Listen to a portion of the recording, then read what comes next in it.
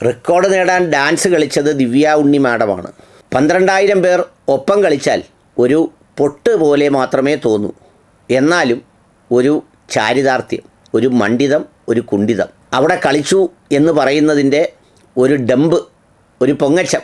എൻ്റെ മോളും ദിവ്യ ഉണ്ണിയോടൊപ്പം 12,000-ൽ-1 അവിടെ കളിക്കുന്നതിന് ആഴ്ചകൾക്ക് മുമ്പ് തന്നെ ഇതിൻ്റെ ഒരുക്കത്തിൻ്റെ സന്തോഷത്തിൽ വീടുകളിൽ തന്നെ കളിച്ചും ചിരിച്ചും ബന്ധുക്കളോട് പറഞ്ഞും കാണാൻ വരണേ എന്ന് വിളിച്ചും അരങ്ങൊരുക്കി അത്തരമൊരു മാനസികാവസ്ഥ നല്ല കച്ചവട സാധ്യതകളോടെ ഉപയോഗപ്പെടുത്തുമ്പോൾ സാരിയിലെന്നല്ല, മാലയിലും മുത്തിലും മൂക്കൂത്തിയിലും ഒക്കെ ലാഭമുണ്ടാക്കുന്ന അവരെ പറഞ്ഞിട്ട് വല്ല കാര്യമുണ്ടോ? ഇതുകൊണ്ട് കൊടുക്കാനും ഇങ്ങനെയൊക്കെ കാണിച്ചാലും വേണ്ടിയില്ല. 12,000-ൽ-1 മതി എന്ന് ആഗ്രഹിച്ച് ചെല്ലുമ്പോൾ അവർ 15,000 ആക്കാതിരുന്നത് അവരുടെ ഔദാര്യമാണ്. ഇല്ലെങ്കിൽ 15,000-ഓ 25,000-ഓ ആയാലും ഇത്തരം രോഗികളെ വളരെ കൂടുതൽ ലഭിക്കുന്ന ഒരു നാടാണ് കേരളം. ഇപ്പോൾ സാരിയിൽ മാത്രം അടിച്ച കണക്കുകൾ കൂട്ടി 1.5 കോടിയെന്നും 2 കോടിയെന്നും പറഞ്ഞ് ചിലർ നെടുവീർപ്പിടുമ്പോൾ അവിടെ ന്യായമായൊരു ചോദ്യം ഉയരുന്നത്, കൊടുക്കാൻ ആളുള്ളത് കൊണ്ടല്ലേ വാങ്ങിക്കുന്നവന് അവസരം കിട്ടിയത്? അത് അവൻ്റെ ബുദ്ധി. അതുകൊണ്ട് അവനെയല്ല പറയേണ്ടത് ഇവരെയാണ്. കാരണം ഇത്രയും കിട്ടുമായിരുന്ന ഒരു പരിപാടി വർക്കബിൾ ആണെന്ന് അറിഞ്ഞിരുന്നെങ്കിൽ ഇപ്പോൾ വിമർശിക്കുന്നവരെല്ലാം 5,000-ഉം 10,000-ഉം 50,000-ഉം പേരെ വെച്ച് നൃത്തം കളിച്ചേനെ. വല്ലാത്തൊരവസ്ഥയിലാണ് കേരളത്തിൻ്റെ സ്ഥിതി. കൊച്ചിയിൽ വീണ MLA ഉമാ തോമസ് മാഡം ചിരിക്കുകയും വർത്തമാനം പറയുകയും ന്യൂ ഇയർ പറയുകയും ചെയ്തു എന്നൊക്കെയുള്ള വാർത്ത വളരെ ആശ്വാസകരമായ വാർത്തയാണ്.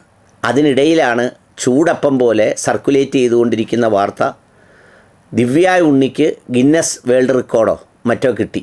എത്രയോ മണിക്കൂർ നിർത്താതെ നൃത്തം ചെയ്തതിനാണ്. അത് ഒറ്റയ്ക്ക് ചെയ്താൽ ദിവ്യ ഉണ്ണിക്ക് പേടിയാവും എന്ന് മാത്രമല്ല, ദിവ്യ ഉണ്ണിയുടെ ആ ഒറ്റയ്ക്കുള്ള നൃത്തം കാണാനൊന്നും ഇത്രമേൽ ആളുകൾ സ്റ്റേഡിയത്തിൽ വരില്ല. അപ്പോഴാണ് ഇതാലോചിച്ച ഞാൻ സല്യൂട്ട് ചെയ്യുന്ന ഇതിൻ്റെ സംഘാടകർ ഇതിനെ 12,000-1 ആക്കിയത്. 12,000 അല്ലാത്തവരും ഒരു ദിവ്യ ഉണ്ണിയും. സംഗതി കത്തി. 12,000 എന്ന പേര് പറഞ്ഞ് ഈ അധ്യാപകരെക്കൊക്കെ അവരുടെ വീതങ്ങളും അത്തരം കാര്യങ്ങളുമൊക്കെ പ്രഖ്യാപിച്ച് സംഗതി രംഗത്തിറങ്ങിയതോടുകൂടി ഈ 12,000 പേരുടെ രക്ഷകർത്താക്കൾ തന്നെ 2 പേര് കൂട്ടിയാൽ 24,000 പേരെത്തും. ബന്ധുക്കളടക്കമുള്ളവർ അല്പം ശത്രുതയോടെ ആണെങ്കിലും പോകാതിരുന്നാൽ പ്രകടമായി ശത്രു ആകുമല്ലോ എന്നറിഞ്ഞ് അവരും കൂടി എത്തിയാൽ 1,00,000 ആളാകും. അപ്പോൾ മാർക്കറ്റിങ്ങിൻ്റെ എല്ലാ സാധ്യതകളും തെളിയും. 12,000 സാരി ഒരുമിച്ചെടുത്താൽ നമുക്കെല്ലാവർക്കും അറിയാം, നമ്മളൊരു കടയിൽ ചെന്ന് 5 ചെരുപ്പെടുത്താൽ ബാർഗെയിൻ ചെയ്യും. അപ്പോൾ 12,000 സാരി എടുത്താലുള്ള ബാർഗെയിനിങ് അറിയാവുന്നതാണ്. ഇതെല്ലാം ഇവർ പറഞ്ഞപ്പോൾ ഇതൊന്നും ആലോചിക്കാതെ ആ 12,000-ൽ-1 ആക്കി എൻ്റെ മോളെ കൂടി എന്ന് പറഞ്ഞ് എല്ലാവരും കൂടി രംഗത്തിറങ്ങി കാശും അടച്ച് എല്ലാം കഴിഞ്ഞിട്ട് ഇപ്പോൾ ഇരുന്ന് സാരിയുടെ വില കൂട്ടുക, അല്ലെങ്കിൽ മറ്റു വസ്ത്രങ്ങളുടെ വില കൂട്ടുക, വളയുടെയും മാലയുടെയും കമ്മലിൻ്റെയും വില കൂട്ടുക. എന്ത് അവകാശമാണ് അങ്ങനെ കൂട്ടാനുള്ളത്?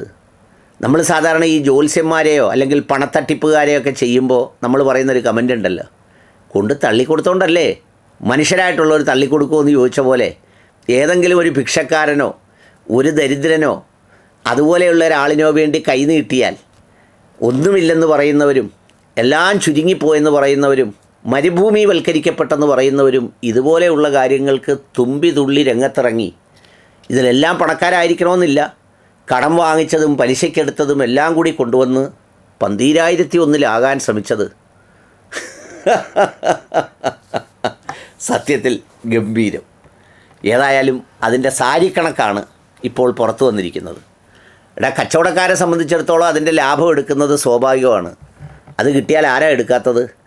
കൊച്ചാപ്പാടെ മാനസിക പ്രയാസവും കൊച്ചാപ്പാടെ മോളെ കെട്ടിക്കുന്ന സാധ്യതയും ഉപയോഗിച്ച് ബ്രോക്കറെ കൊണ്ടുവന്ന് സ്വന്തം വാപ്പാട് അനിയനാണെന്ന് നോക്കാതെ 1 സെൻറ്റിൻ്റെ പുറത്ത് 2-3 ലക്ഷം രൂപ ലാഭം എടുക്കുന്ന മക്കളുള്ള കാലത്ത് ഇതിൻ്റെ സംഘാടകരെ എന്തിനാണ് കുറ്റം പറയുന്നത്?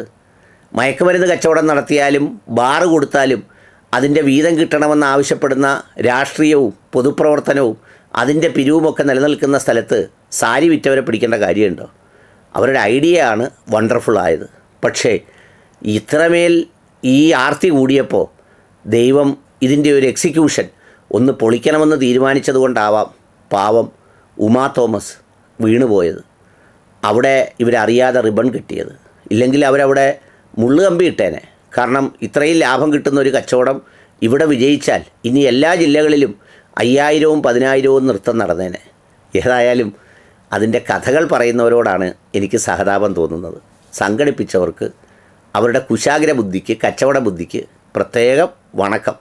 പക്ഷേ ആർത്തി മാത്രമാകരുത്, അല്പം അർത്ഥം കൂടി അതിലുണ്ടാവണം. അത്രയേ ഉള്ളൂ.